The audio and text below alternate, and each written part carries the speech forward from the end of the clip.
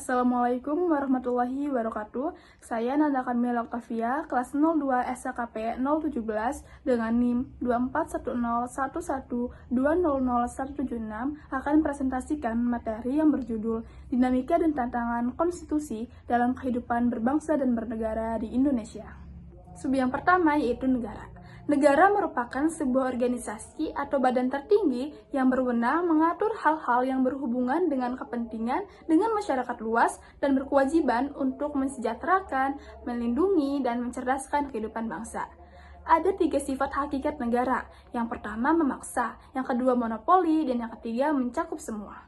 Ada 4 syarat sebuah negara. Yang pertama, adanya penduduk di suatu wilayah tersebut. Yang kedua, adanya wilayah yang ditinggali. Yang ketiga, adanya pemerintahan yang berdaulat atau berkuasa. Dan yang keempat, mampu menjalin hubungan internasional. Unsur negara menurut MacIver yang pertama, masyarakat atau penduduk atau rakyat. Yang kedua, wilayah. Yang ketiga, pemerintahan.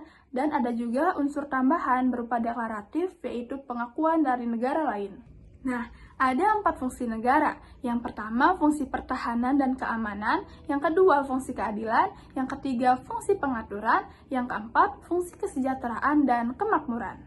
Negara memiliki 2 bentuk. Yang pertama, negara kesatuan. Dan yang kedua, negara serikat atau federal.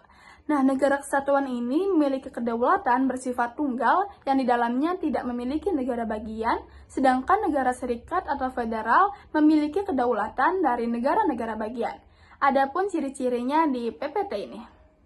Ada beberapa tujuan negara yang tercantum dalam pembukaan Undang-Undang Dasar 1945. Salah satunya melindungi segenap bangsa Indonesia dan seluruh tumpah darah Indonesia. Sub yang kedua yaitu konstitusi. Istilah konstitusi berasal dari bahasa Inggris yaitu constitution.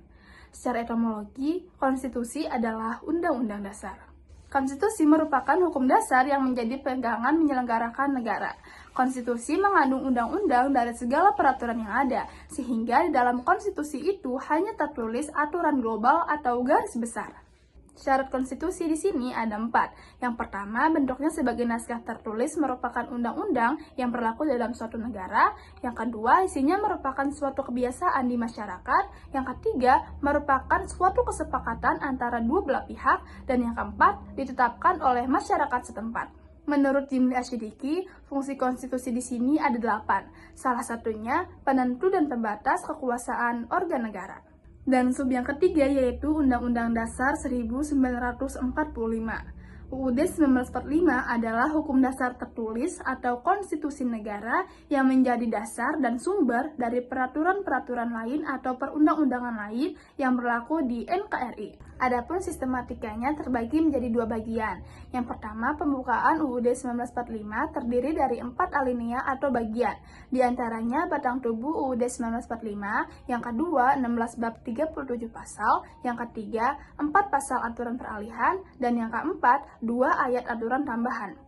Nah, yang keduanya ini adalah penjelasan UUD 1945 terdiri dari penjelasan umum dan penjelasan pasal demi pasal.